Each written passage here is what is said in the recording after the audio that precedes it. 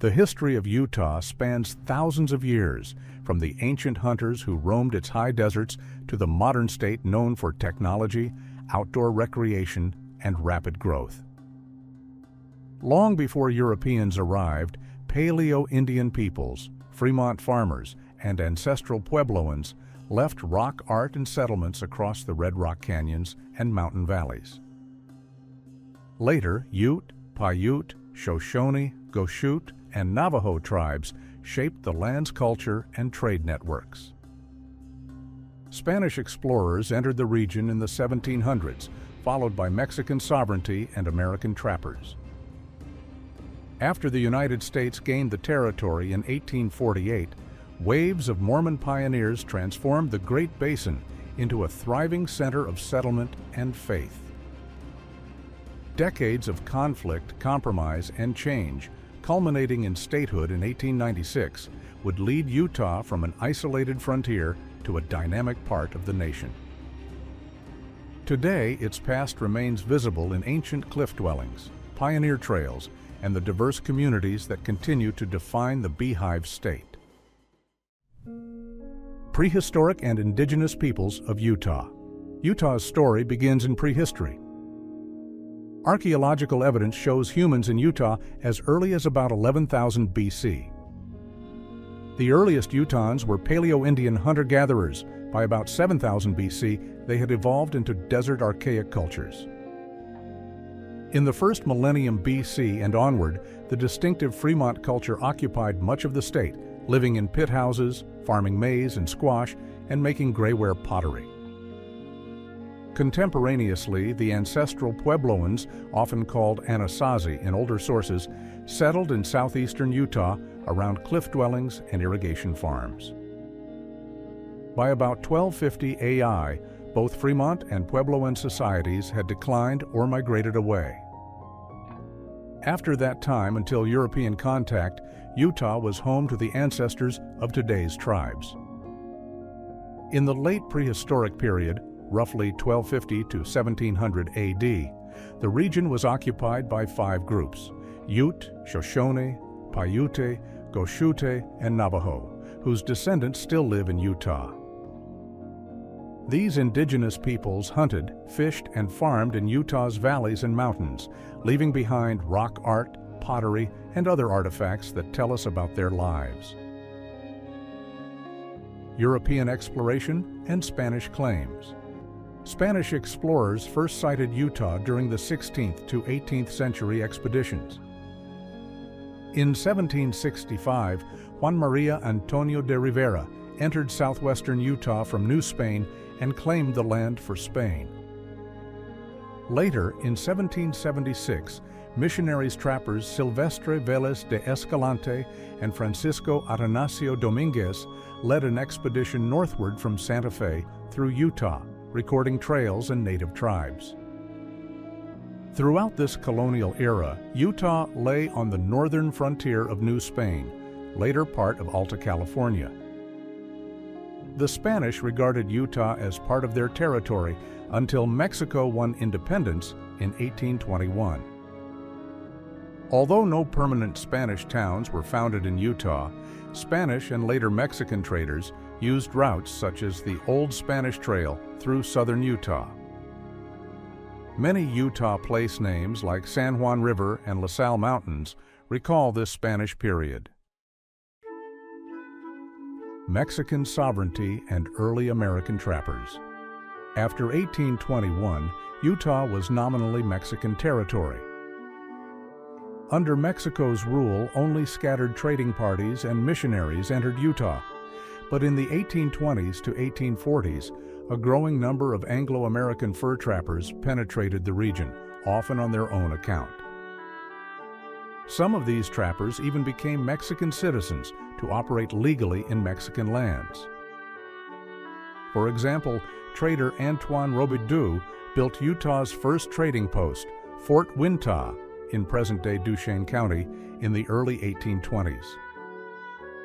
Jim Bridger and other mountain men began working the beaver trade. Bridger is credited with reporting the Great Salt Lake in 1824 as a trapper. In 1826, Jedediah Smith discovered the South Pass through the Rockies and later explored eastward into Utah and the Colorado Plateau. His maps and those of later surveyors, like John C. Fremont, who crossed Utah in 1843, opened routes into the Great Basin. By mid-century, Utah still lacked a settled white population, but all that changed with war between the U.S. and Mexico. In 1846 to 48, the Mexican-American War erupted. Under the 1848 Treaty of Guadalupe, Hidalgo, Mexico ceded its northern territories, including what is now Utah, to the United States. Suddenly, the land was under U.S. sovereignty, and Mexican residents already in the region automatically became American. In short, Utah passed from Spanish to Mexican control and finally to American authority over a span of a few decades. Mormon migration and the founding of Salt Lake City. In 1847, a new wave of settlers arrived in Utah, members of the Church of Jesus Christ of Latter-day Saints, commonly called Mormons.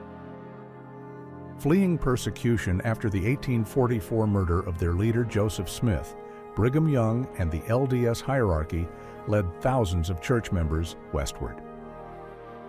On July 22, 1847, the first Mormon pioneer group entered the Salt Lake Valley. The valley, then under Mexican control, offered fresh water and fertile land. The pioneers immediately built dams and irrigation canals to grow crops and laid out the city plan of Salt Lake City. Brigham Young arrived 2 days later and organized the settlement, declaring it a new Zion where Mormons could practice their religion in peace. At the time of Mormon arrival, Utah had been sparsely populated by non-natives. Only a few trading posts of English, American, or New Mexican origin were in the region.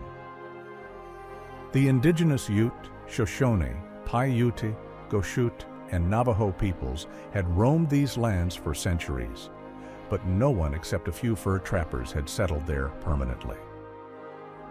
The Mormon pioneers rapidly changed that.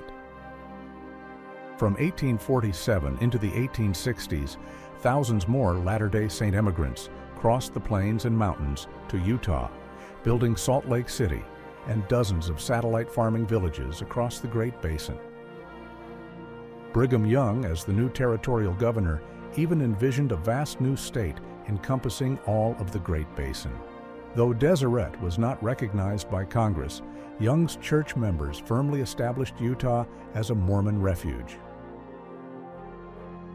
Utah Territory: Governance, Conflict, and Society. After the U.S. victory over Mexico in 1848, Congress organized the new lands, and on September 9, 1850, created Utah Territory as part of the Compromise of 1850. President Millard Fillmore named Brigham Young the first governor, blending church and civil authority. The mostly Mormon legislature encouraged settlement, but tensions with federal officials soon flared over plural marriage, which church leaders publicly acknowledged in 1852, sparking national controversy. Relations worsened in 1857 when President James Buchanan replaced Young and sent U.S. troops to install a new governor. Fearing invasion, Mormons evacuated Salt Lake City in the Runaway Officials episode. The Army wintered at Camp Scott and entered an almost empty city in June 1858, later establishing Camp Floyd. A negotiated peace followed. The church accepted federal authority and paid taxes, and troops withdrew by 1860, ending the so-called Utah War.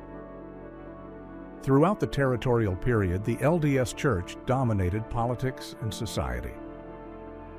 Schools such as the University of Deseret, 1850, were founded, while federal anti-bigamy laws, the Morrill Act, 1862, and later Edmunds and Edmunds-Tucker Acts, sought to curb polygamy. The Transcontinental Railroad's completion at Promontory Summit in 1869 broke Utah's isolation, bringing non-Mormon settlers and commerce.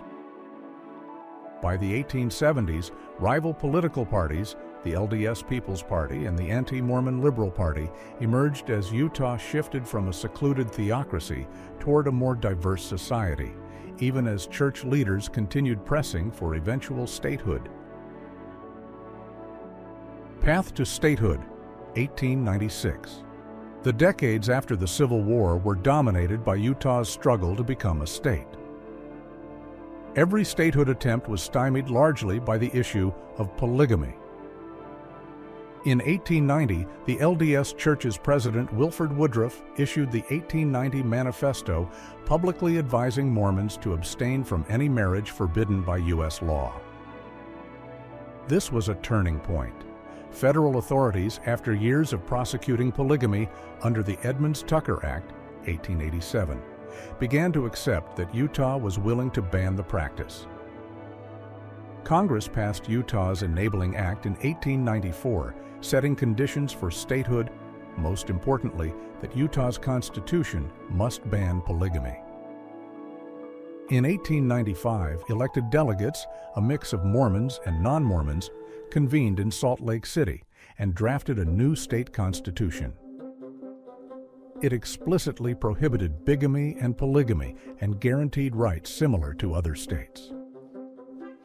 On May 8, 1895, Utah voters ratified this constitution and a delegation took it to Washington.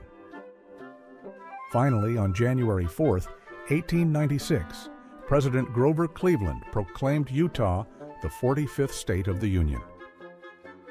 Utahns celebrated their long-awaited statehood throughout the new state.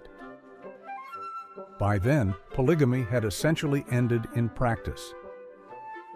Salt Lake City became the state capital, and on January 6, 1896, Utah's first state officials were sworn in at the Salt Lake Tabernacle. Utah's admission closed a chapter of frontier history and fully integrated the Beehive State into the United States. 20th-century Utah. In the 20th century, Utah's economy and society diversified beyond its pioneer roots. Early 1900s, Utah still relied on agriculture, farms and cattle, and mining, but large-scale resource development grew. After statehood, the state's mineral wealth was fully exploited. Copper, most famously at Bingham Canyon. Coal, silver, and gold mines boomed, and outside corporations became major players.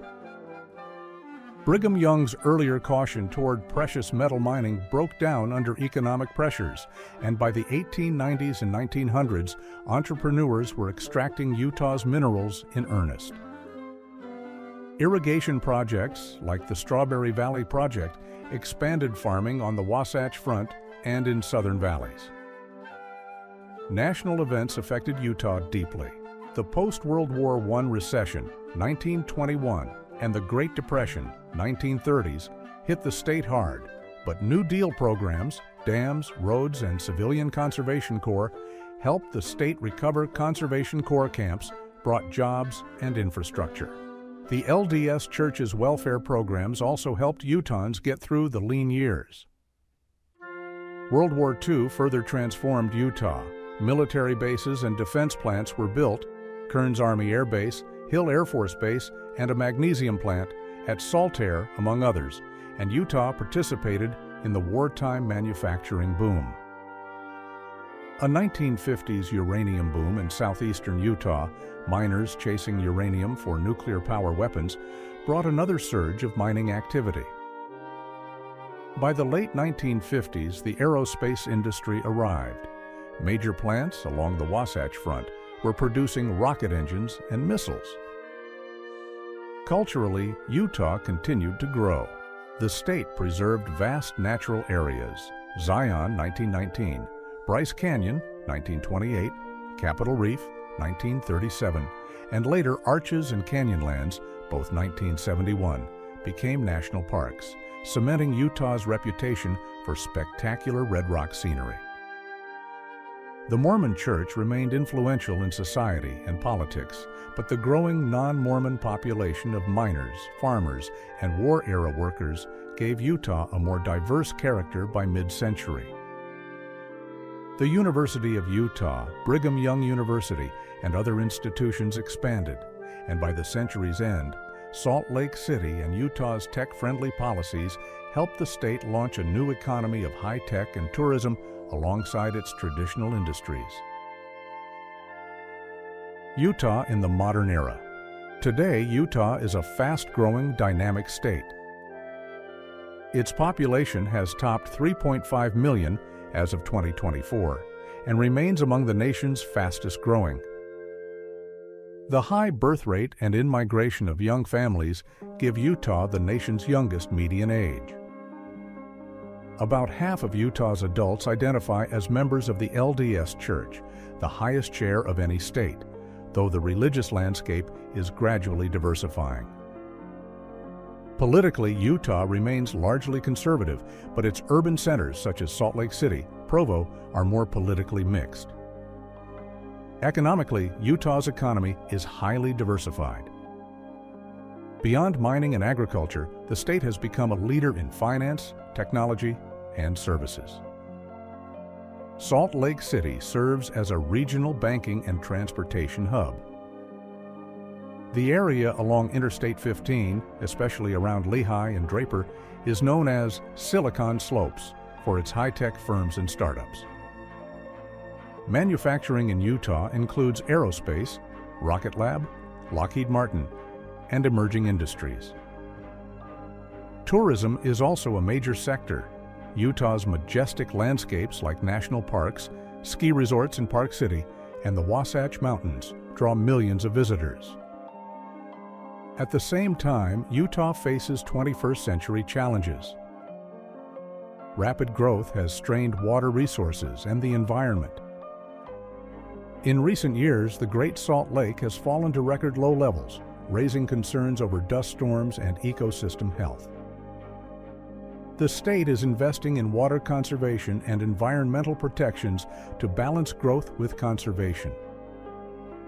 Despite these issues, Utah today plays an important role in the American West as a center of outdoor recreation, a hub of New West innovation, and a state that blends its pioneer heritage with a forward-looking economy.